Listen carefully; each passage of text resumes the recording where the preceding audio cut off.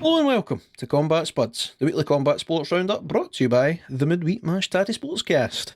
My name is Mick, and as always, I'm joined by Harvey and Paul. How the hell are we feeling on this fine day? Brilliant. Sorry, I always do that. I always waiting for Paul to go first. You'd think while I'm starting the intro, you could think of what you're going to say, but every time it's just like, I'm all right. I'm waiting for Paul, and then wait, Paul's not going. All right, cool. I always let you go first, man. I always let you go first because I know you're going to come up with gold like this. Oh god. Answer the question. I am also good, my friend. Oh, jeez, well, here we go. Right, Paul, sorry. Couldn't hear it ever, Harvey there. I don't know why. You come in about 3 minutes late. I'm saying I'm also good. Right, back to Harvey. Over there. I was just saying, answer to the question. We should be like, Harvey should, no, Paul, when you should speak and then you should be like, over. So is it Harvey Ken's, it's his time to speak? Aye, we could do Do a hand signal. Aye. Like we're talking on Echo one then. Aye. Message received, over. Breaker. Right, Jesus Christ, we haven't started yet. Right, on with the show. Let's get it on. Breaking news, ladies and gentlemen. UFC heavyweight champion of the world, Francis Ngannou, has underwent successful knee surgery. Transpires, so obviously it was kind of a wee bit unknown as to the severity of his knee injury. So he has posted about it. I have the quote from his post. He says, knee surgery went very well today. This was on Friday, I believe, by the way, should have said. Knee surgery went very well today. ACL reconstruction and MCL repair. No meniscus damage. So his meniscus was alright, transpires. The ACL was totally gone. The MCL was torn, but apparently no completely blown. So he's all fixed up and he's on to rehabbing. So something like that, at least 9 months. So probably if he does re-sign with the UFC and fight again in the UFC, it's going to be January, February at the very earliest, but probably more like next summer before we see him again. So can you say unification? Because there's going to be an interim fight again, isn't there, I bet you? Most likely. Definitely fucking do that. I'd imagine the UFC will be hesitant to do it because they've left themselves a bit fucking embarrassed for doing it last time round. They basically set it up for Gan to just. It was like pro wrestling booking, man. They just decided that Gan was the next guy. He was the young stud, and they tried to book him into being the champ, and then Ngannou, even with a messed up knee, was able to get through him. So they'll probably be hesitant to go down that road, but I can't imagine they give him the full time without doing it. So I wouldn't be shocked if sometime around kind of September-ish we see a maybe big fight in summer, in June, July, but probably more like kind of September-ish, or possibly right at the end of the year. They'll do an interim fight, but right now I don't know who would win that fight. That question. And you've shot the bed and you don't know. I don't know, man.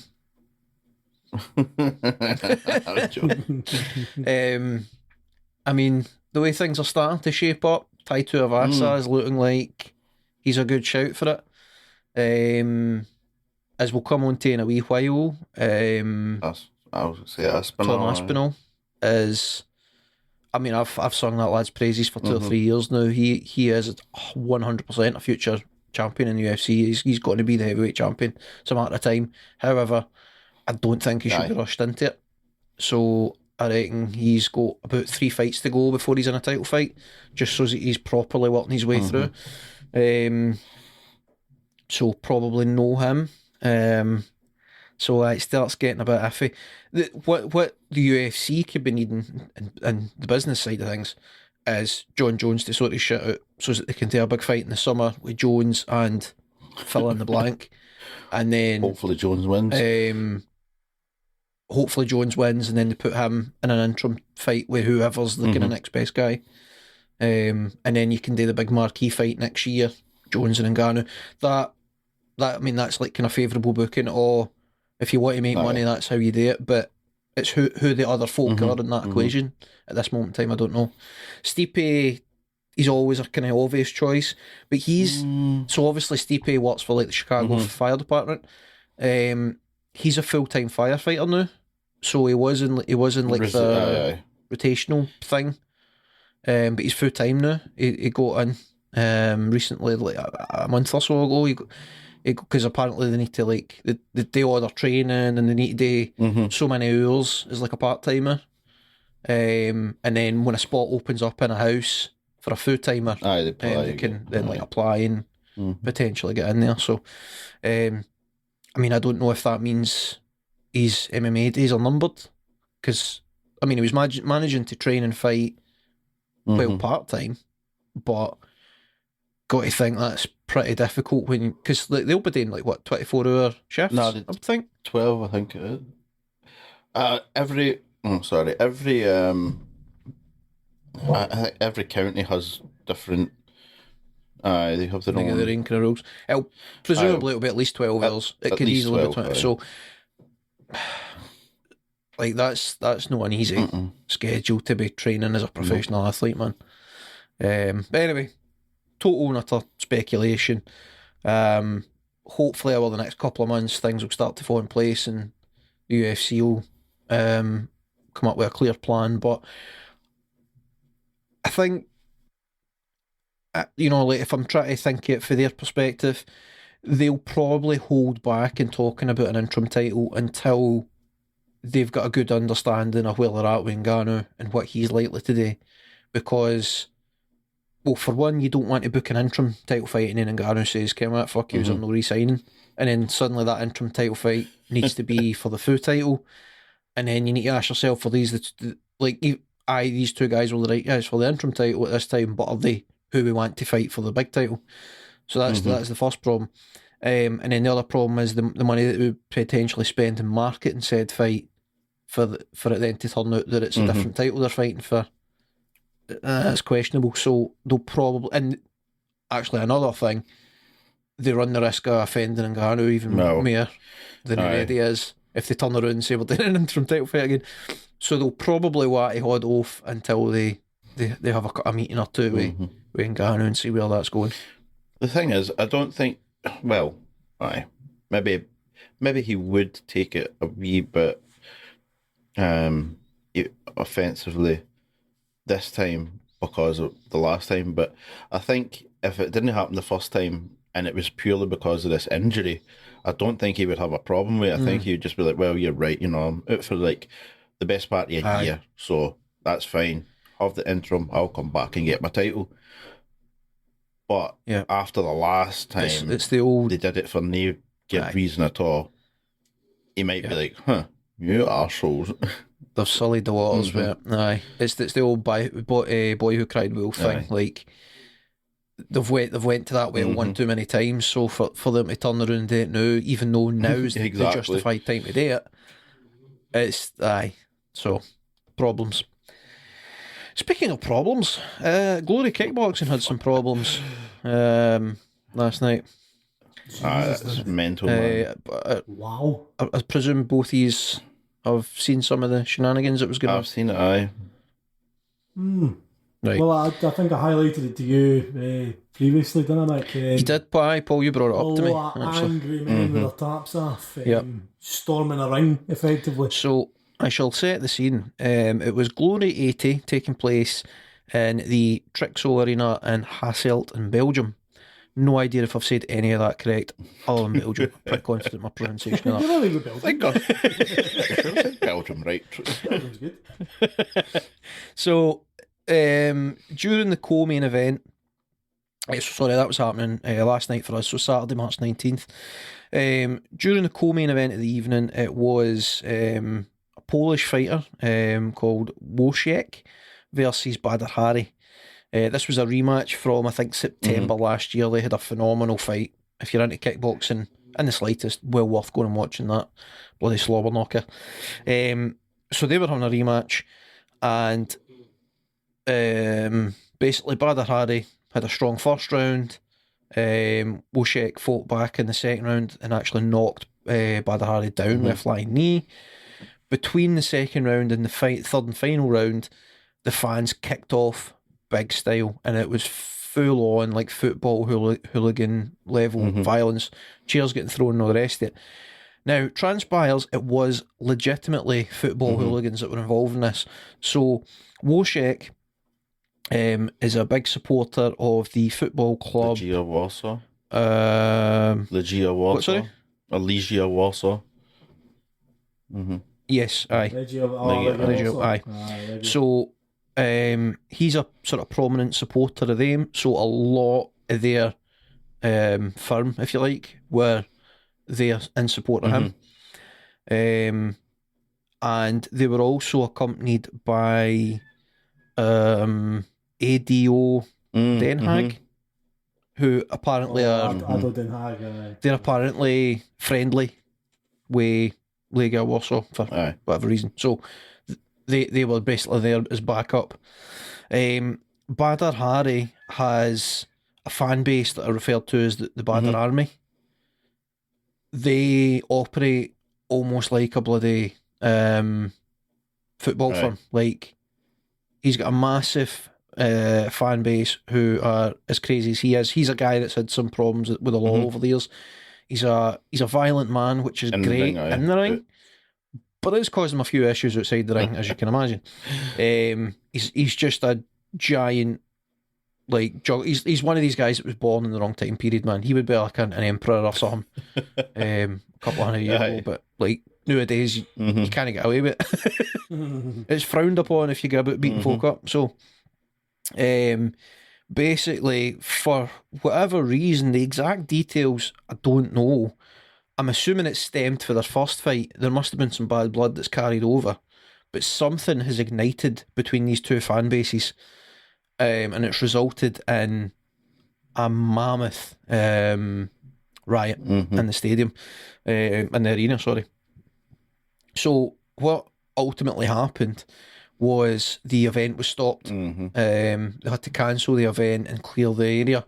So the fight between Wojciech and Hari got called off, and the main event was cancelled. So they couldn't go ahead with that. So I've got the official statement here from Glory. Glory strongly condemns the incidents that took place during Glory 80 on March 19th. For the past 10 years, Glory has successfully been organising safe, world-class events in dozens of cities and countries around the world. In preparation of and during the Glory 80 event at the Trixio Arena in Hasselt, Belgium, Glory worked with the local authorities and took all steps necessary to ensure the on-site safety precautions and procedures. Unfortunately, a group of individuals with bad intentions attended the event last night. They exhibited unsafe behaviour during the event. With regard to the safety of the audience, and upon the request of local authorities, Glory stopped the event. It was the first time that such an incident has ever taken place at a Glory event, and we would like to report that with today's knowledge, all event attendees are safe and no one has seriously injured. No one was seriously injured, I should say. Safety of all participants and attendees has always and will always be Glory's utmost priority. We're deeply saddened that these irresponsible actions have ruined everyone's night, from fighters to viewers to the 7,000 fans at the Glory and the Glory staff and partners who participated in the sold-out Trixie Arena, which was supposed to be part of a special night. These individuals tried to tarnish the image of the sport that we and millions of fans around the world love and care about.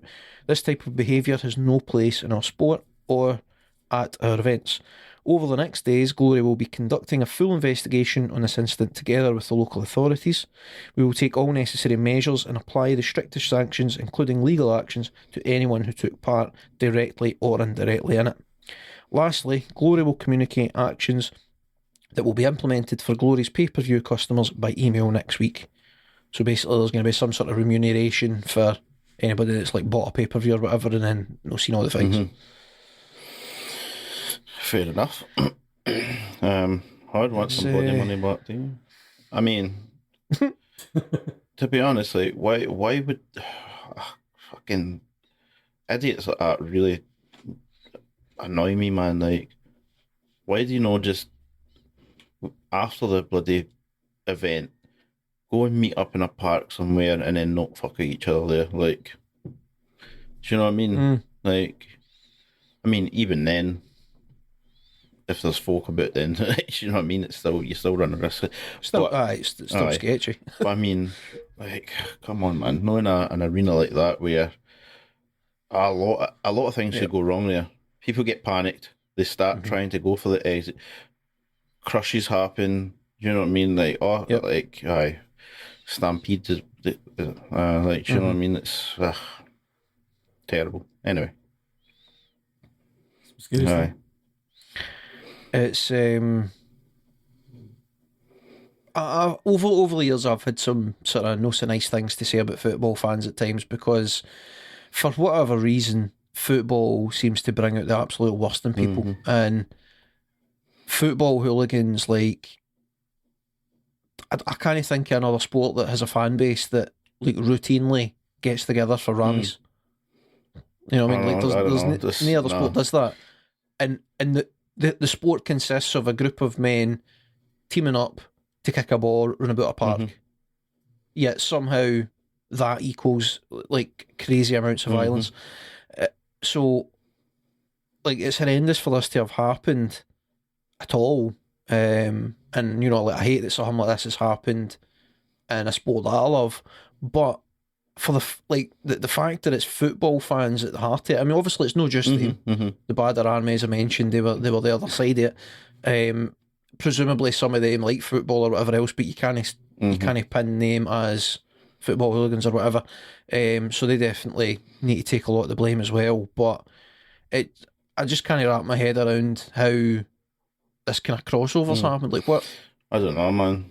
You know the weird thing about the whole when they meet up to have rammies and that, a lot of the time it's oh my god, it's what's the word I'm looking for?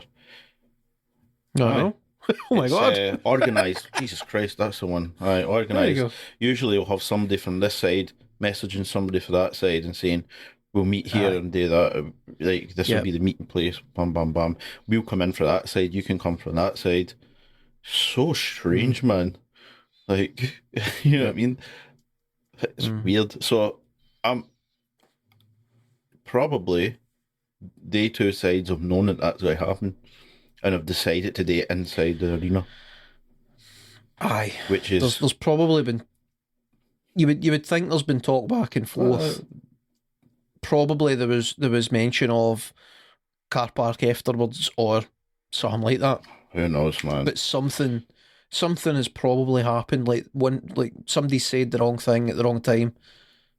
And when you see some of the videos of it, you can see probably like 100 or more topless guys on their feet on the one side of the arena, and they are shouting and screaming abuse.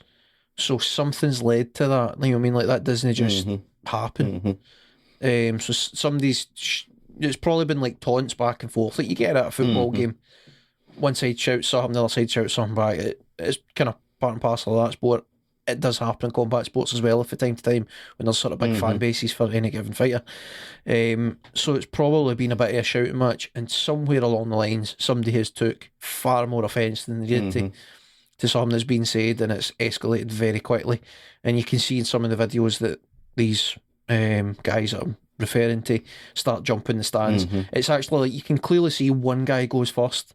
No. Like, it's all just standing about shouting, and then one guy loups over the barrier, and then instantly everybody else, mob mentality, everybody else follows him.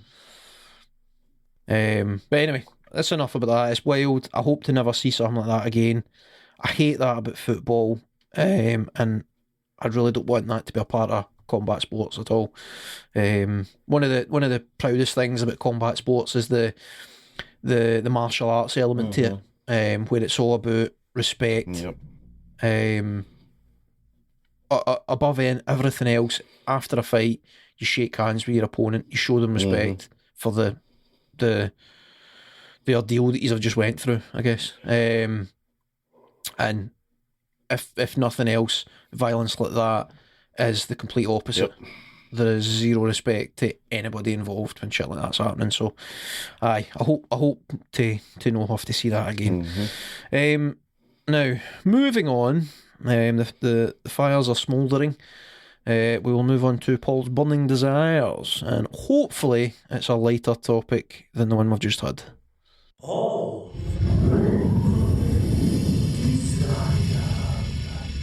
Well, indeed, I'm not going to lie, lads. This is more of a sort of positive sort of burning desire this week.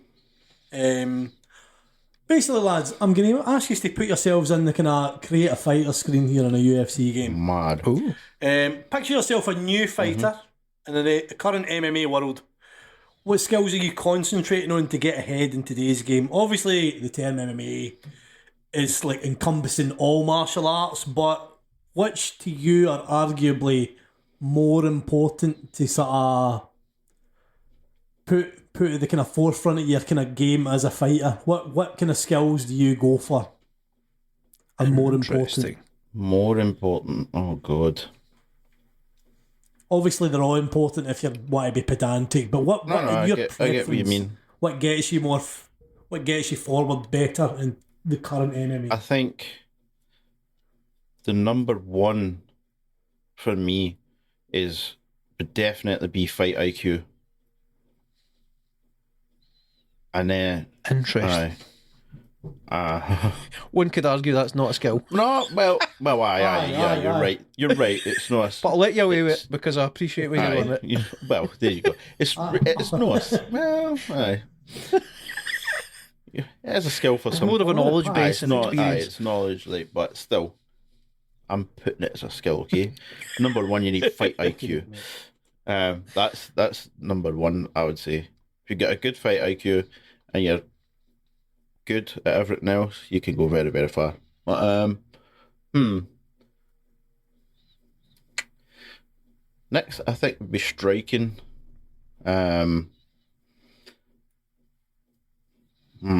What's that, striking? Boxing or kickboxing? I would say striking. I like Muay Thai. Muay Thai strikes. They're my favourite. I'd work on that. Well, I'm not saying it's the most effective, but that's my favourite. So I'd centre around Muay Thai. And then if you get good wrestling, like a good wrestling defence, then you're good to go. And if you have decent, you don't have to have top level jiu-jitsu these days, as long as you've got a good ability to stop the takedown. Right. Can I pause you there, Harvey? Aye. Paul, can you please repeat the question? Picture yourself a new fighter in the current MMA world. What skills are you concentrating on to get ahead in today's game? Aye. Obviously, the term MMA is all encompassing, but which skills are arguably the most important? Striking. Right, so hold on. Aye. So you're not looking for a specific number of skills. You're just looking in general. What's the most important? Aye, that was that. Really, right. What if you're going to be a fighter? What do you see as a way to get ahead currently? Okay, cool. In MMA. Sorry, I just wanted to clarify that because Harvey's list was getting longer and longer. No. My apologies. He's just listening every night. Right, so striking, predominantly Muay Thai. Okay. Very good. Well, hi. A very good very good wrestling, as in wrestling defense. And you can lead in takedowns too, but predominantly takedown defense. So you don't need to be that proficient in Brazilian jiu-jitsu. You can still study on it. So you might be a kind of Muay Thai kind of striker, but with enough proficiency in the wrestling and jiu-jitsu side to protect yourself against somebody who's a more skilled technician. What about yourself, Mick? Where would you lean towards? Okay. So my initial thought is that there are, in my mind, two above all else.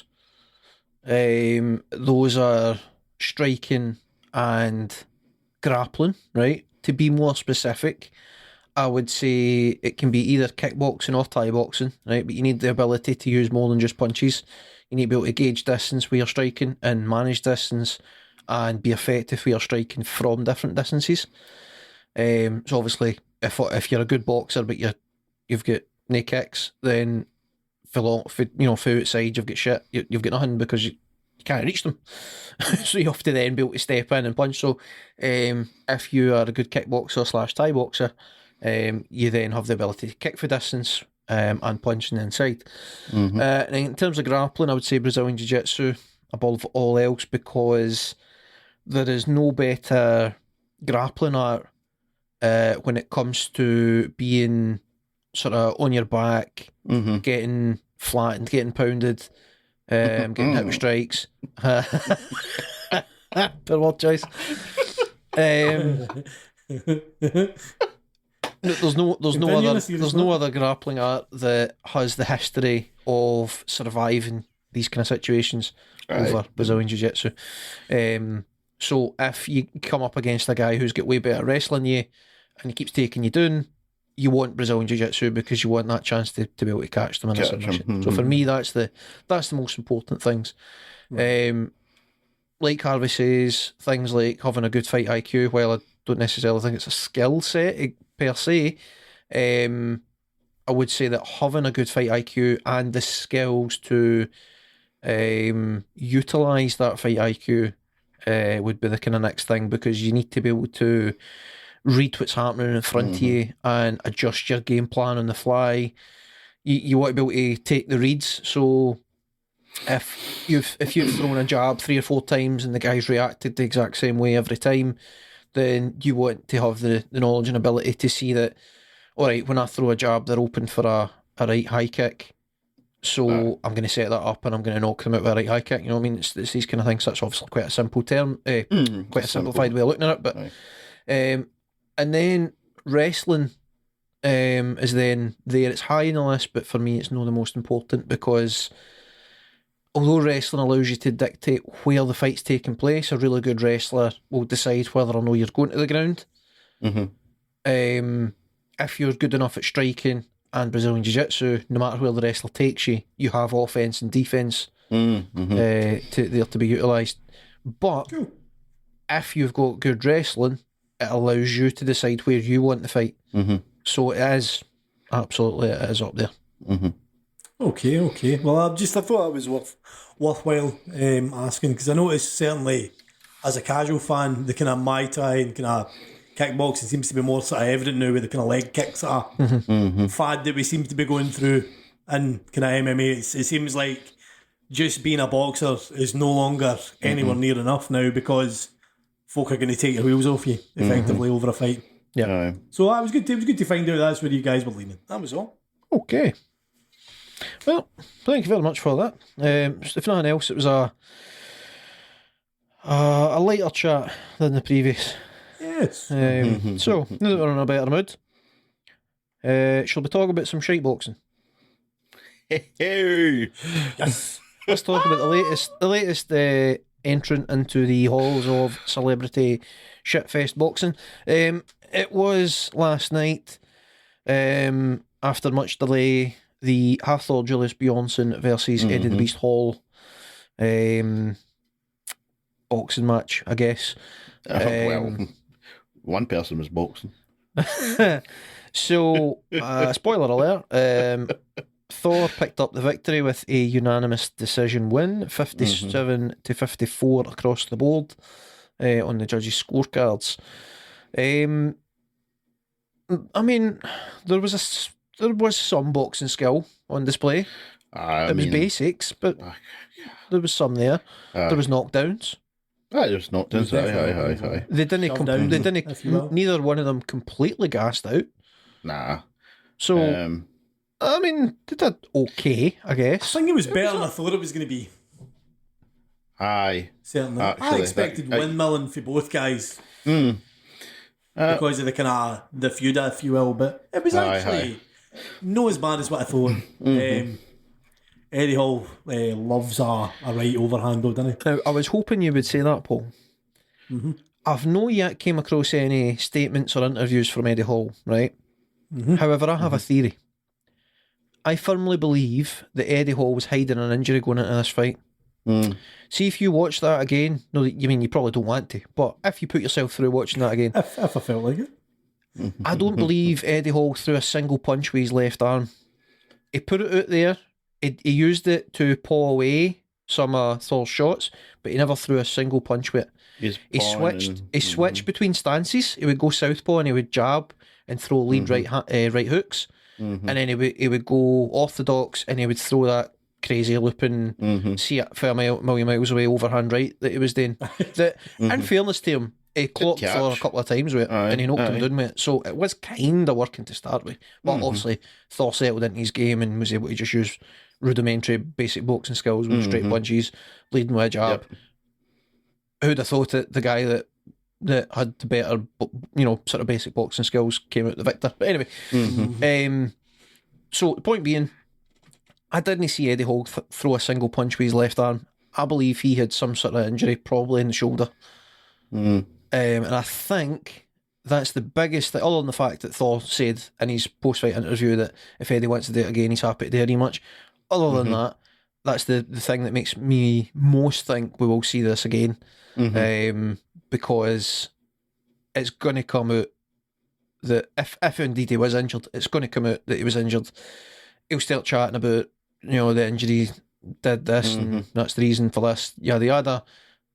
They'll spin that into a rematch. And into a rematch, aye. You might be right there, aye. But I just thought it was hilarious. Just watching Eddie Hall just whoosh. It's like watching somebody play Street Fighter and doing Hadouken all the time. I was going to say, it's the old Hadouken, isn't it? Hadouken! Every punch, Hadouken! Oh, man. That's all I had, man. I'm going to move us on now. UFC London from last night. Did you see some of the fight strips? Fucking. Aye. It was a good show. It definitely was a good show, aye. Do you know, it was such a good show that Dana White decided to give everybody on the card that won via stoppage a 50,000 bonus. That's how good a show it was. Aye.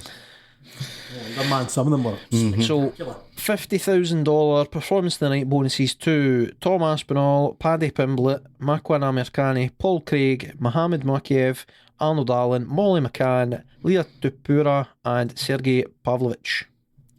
Well done. I mean, there was only 2 bloody fights, or was it 3, that went to a decision?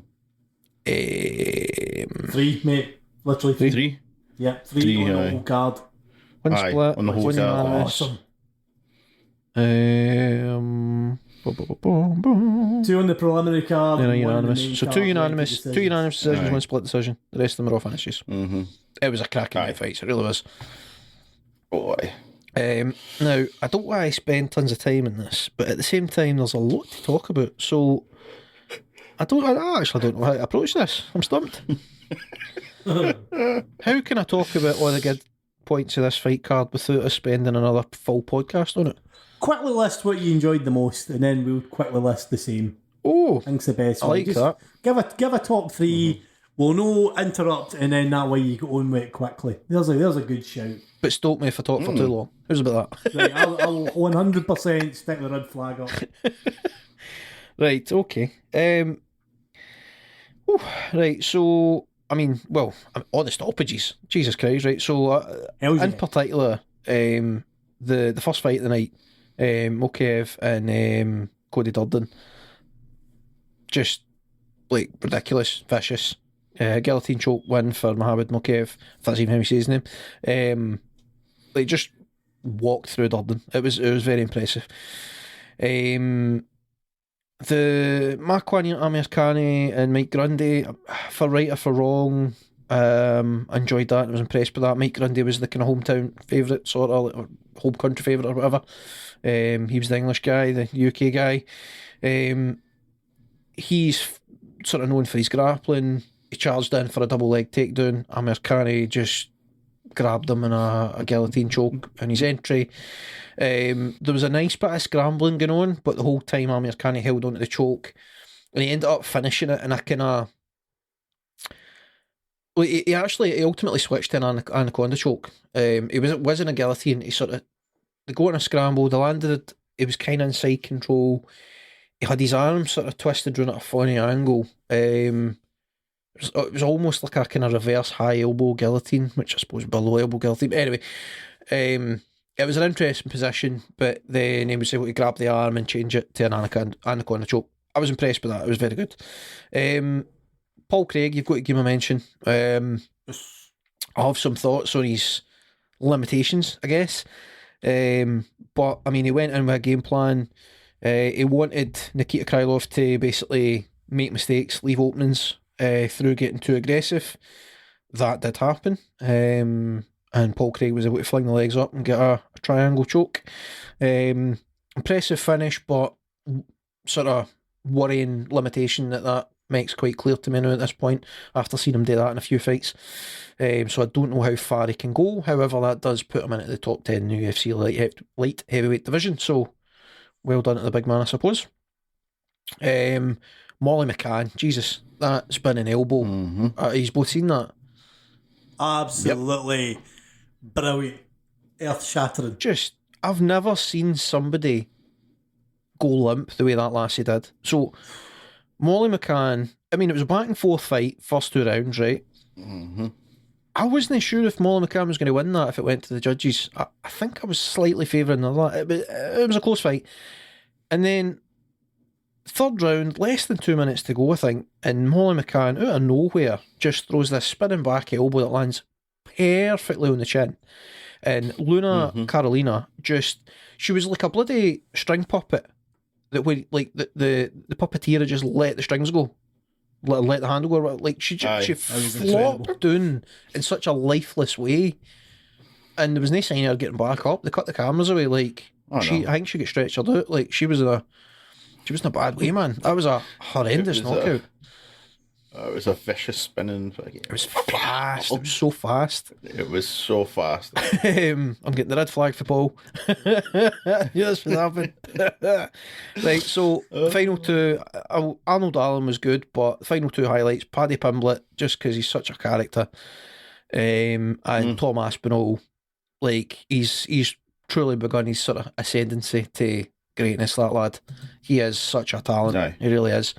I was so impressed with his victory over Volkov. Volkov is no slouch, and Tom Aspinall just walked through him, man. So, who's next? I mean, for me, Paddy Pimblett, man, star. Is he the perfect fighter? No, but he's exactly what the UFC love. He's a character. Yeah. I saw Dana White state that the weigh-in kind of numbers on his Instagram, Pimblett's was in the millions, while the headline was in the hundreds of thousands. So it shows you just how big a star you've got, and for looking like some sort of cross between Luke Skywalker and Owen Hart, man. I mean, I've got to say, love it, loved that he won, loved that he enjoyed himself.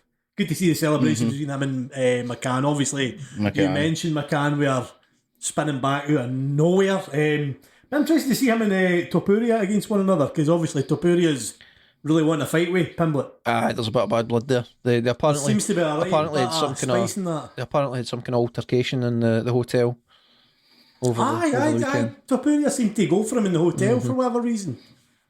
But and obviously top performance for Aspinall in the heavyweight division.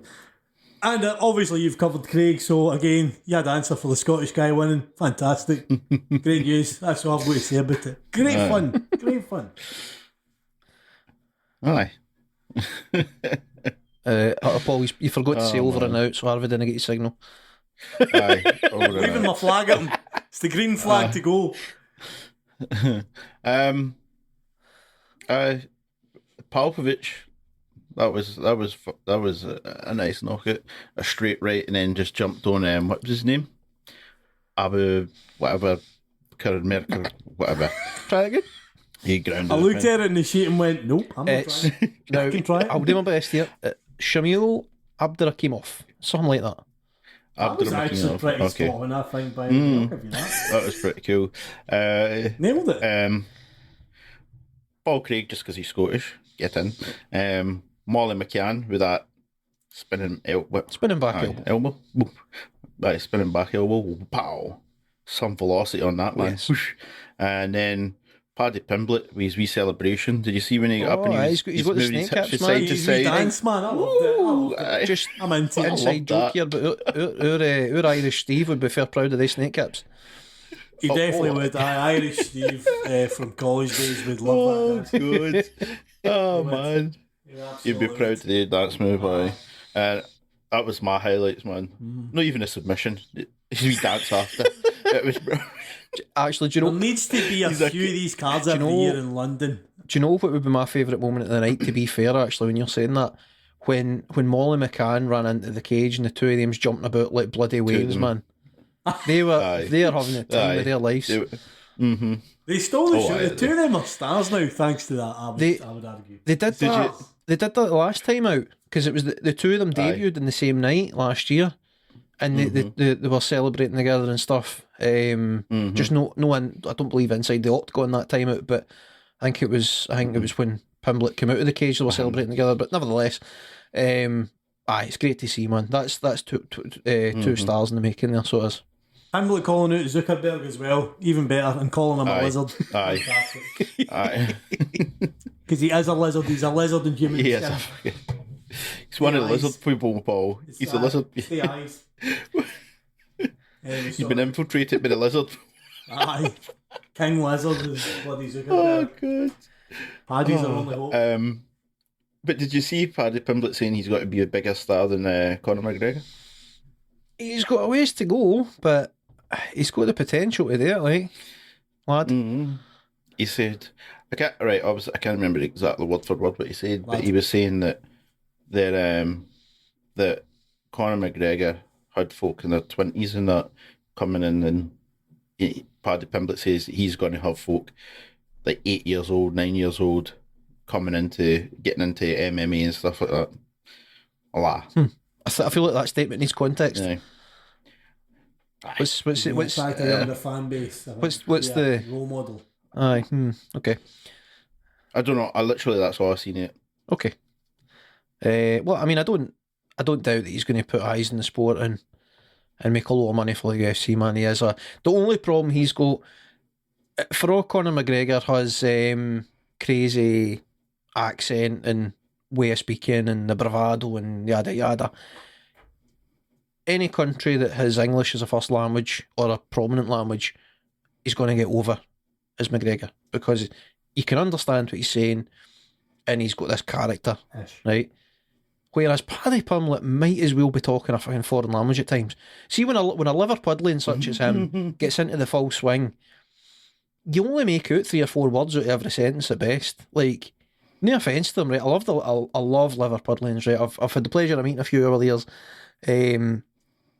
And Liverpool's one of my favourite cities I've ever been to as well. Like, the crack is brilliant, the people are great. But Jesus Christ, like, is there a harder to understand dialect, or I suppose it's not dialect, is it accent, I guess? No, it's a dialect, man. It's a different language. Is there a harder to understand dialect in the UK and Britain than Liverpudlians in full swing? Yeah, sure. Well, it's funny that you're saying that because they say the exact same thing about us. Sorry, right, Harvey, we're talking about what you said. They say, I'm saying it's funny because they say the exact same thing about us. They say what you're saying is what they say too. They're like, oh, you can hardly understand, especially when they get going, and especially for like Ayrshire and like Glasgow. Aye. See, when you're saying that, I had a hilarious conversation with a couple of lads from Liverpool when I was working at Tea in the Park one year. I was standing, I was like taking like security a particular bit, and the two lads were queuing up for something. And I heard them talking, and I was like, oh shit, the Liverpudlians are in. Oh no, hide the booze.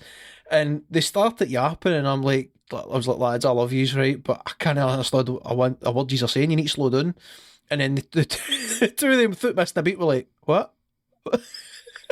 Like, we can't understand you either. Oh well, fair play. Oh dear. Anyway. Oh man. Moving on. Oh good. Right, before we sum things up, Harvey, it is time to shine the light in our lives. This is Harvey's Highlight.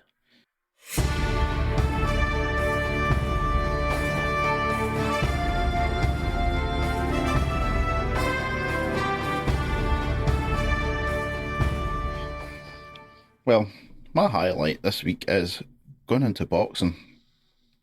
I want to highlight this young lad, Zander Zayas. Have you heard of this young man? Nope. Absolutely not. This young fella is very, very good. He's a very good boxer. Last night he was fighting and he's moved. That's him 13-0, 9 knockouts. I think about 6 of his knockouts have been in the first round. But he is very, very skilled boxer. He's for Puerto Rico. Okay. That bodes well. Aye. However, he doesn't fight in the Puerto Rican style. Oh, He interesting. doesn't so he used to box in Puerto Rican style. Right. Then he moved to America. Uh-huh. And his coach broke everything down and retrained him in a different way. No shit. So, aye. So his style was kind of, but So he's feisty like a Puerto Rican, but he's got a kind of more classical boxing style now. Aye. He's phenomenal, man. Like, you just go and watch a couple of his fights, and he is like the next big thing. Can Like, you perhaps spell out his name for the listeners? Because I don't even remember what it was. I remember there was Z's.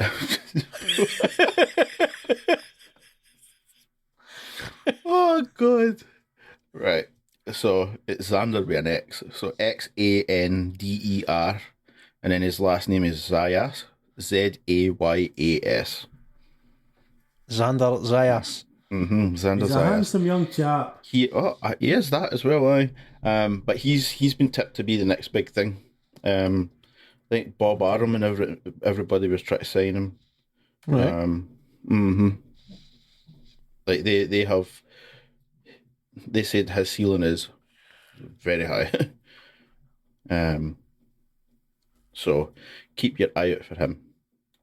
I'm highlighting him now, and so when he's the champion, remember I said it. Harvey was right. So he is, I don't know if you said this or not, but he's currently 19. Aye, he's sorry, he's only 19. He was an amateur from 2007 to 2018, amassing more than 130 fights.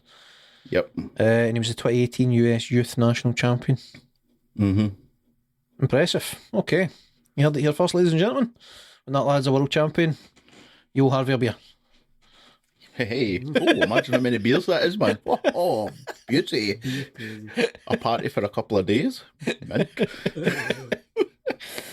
Oh dear. Right, we're quickly running out of time as we usually do. So, very, very quickly, we have to mention that next week we have UFC Fight Night Columbus, March 26th. Main event is Curtis Blades versus Chris Dawkins. We have the return of Joanne Wood, formerly Calderwood, taking on Alexa Grasso. That's a fight that was supposed to happen a year or so ago. It's finally happening. We've got the return of Kai Kara France. He's always fun. We've got Matt Brown versus Brian Barbarina. That is a class fight. That will be fun. Lear Latifi at heavyweight again. He's a guy that's too small for heavyweight, but he is an absolute unit, yeah, man. I think he's like Armenian born, spent many years in Sweden. Former training partner of like Alexander Gustafsson likes. In fact, he might still train with him. I don't even know if Gus is still training. Anyway, he's fighting Alexander Olenek. So that'll be a kind of grapple fest. Might be boring to some, but I'm looking forward to it. Aye, there's a few good fights in the undercard as well. So Neil Magny's back again. I always like watching his fights. Sarah McMahon, she's still going. Aye, there's some cracking fights there, man. Jennifer Maya and Manon Fiorot, that's good. Interesting, Manon Fiorot, she's French, isn't she? I believe so, aye. Interesting, because there's a card coming up in France in a couple of months. If she comes out of this doing well, I'd be surprised. I'd be shocked if she didn't work her way onto that card. They're doing a first ever UFC event in France. Is going to be in Paris in a couple of months.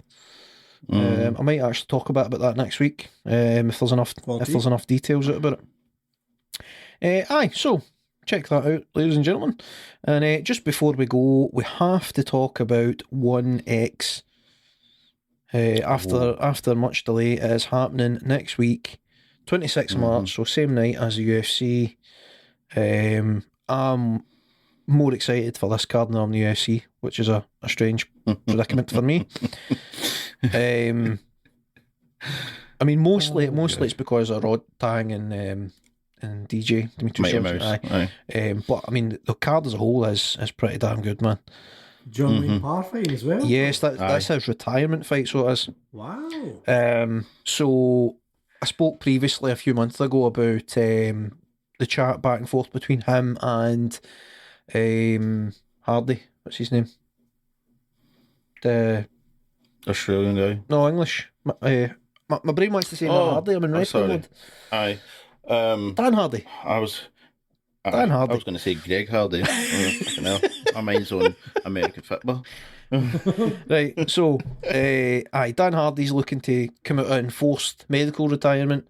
He was wanting to fight John Wayne Parr. John Wayne Parr was up for it. For one reason or another, that fight hasn't came to fruition. I believe Dan Hardy is still firmly in talks with ONE FC. I think we will see him fighting in ONE FC in the near future. But nevertheless, John Wayne Parr is going to take on Edward Folyang, and Folyang is like a really good Muay Thai fighter. So that's going to be one of the highlights of the night. I think Folyang is going to be very respectful of the fact that it's John Wayne Parr's retirement fight, and the two of them are going to give it everything. And because it's like I'm not going to bother because I'll spin off into the weeds and I'm trying to round this up. Basically, but respect. Respect is a big thing in Muay Thai, right? So yes, I'm looking forward to that. There's some class fights, and there's to be see 1, 2, 3, 4, 5, 6, 7, 8, 9, 10, 11, 12, 13, 14, 15, 16, 17, 18, 19 fights. Look how high I can count. So there's 19 fights on that card. And there's no many badges, if any. You know what I mean? That is going to be a fun net fight. So I'm looking forward to that. Right. I don't know. Kicks off at 1 PM SGT. Does anybody know what that is? Singapore, something or other? Singapore General Time or something? Something like that. So God knows what the time that is here, but usually it's the afternoon in the UK. Aye. I think they're about 13 hours ahead of you or behind. Okay, so it'll probably be like between 12 and 3 hour time it'll kick off. Something like that. Right. Okay. Wow, I might be able to do like God knows how many hours of one and then spin that straight into a night of UFC. That could be a long night of fights. Anyway. So I very much looking forward to that. Check it out if you can. And I think that just about does us. Shall we wrap it up there, gents? Coolio, my man, yes. Aye. Yes, indeed, yes. Singapore's 13 hours ahead of me, so they would be Quick maths. 8 ahead of us. 8 hours ahead of you guys, aye. Oh. Now so you know. That's the early morning Saturday then for us. Jeez, I might need to get up really early if I want to see all these fights. Mm-hmm. Oh well. Remember, troops worth knowing on YouTube. If you tune in live, you can probably normally rewind and go back to the start of the broadcast. So you can tune in at any point in the afternoon, go back to the start, and then skip the breaks in between fights and stuff. And so probably work out fine. Actually, I don't know. I think 1X is actually a pay-per-view. Then I'll put it on YouTube. No, I think it's a pay-per-view. Sons of bitches. Right. Aye. I'm now away to look up how I can watch this fight, so we will love yous and leave yous. If you have been, thank you very much for watching. As always, please check out our website, linked in the description below, hopefully. It's linked somewhere about wherever you're listening to this podcast. Check out the website, have a nosy about there. You will find information about us and the podcast. You will find previous episodes that you can't find anywhere else on the website. And if you check out the the sponsor page, there is some affiliate links there that if you can find the kindness in your heart to use them, it helps us out, helps us keep the lights on. And just spread the word as always. Tell your friends and family members about the goodness that we bring, I guess. Aye? I don't know. Absolutely. Aye. Absolutely. Spread the word. I've been Mick, they've been Harvey and Paul. Thank you very much for listening. Bye-bye. See you next week. Bye, lad. Bye, driver. So the bye.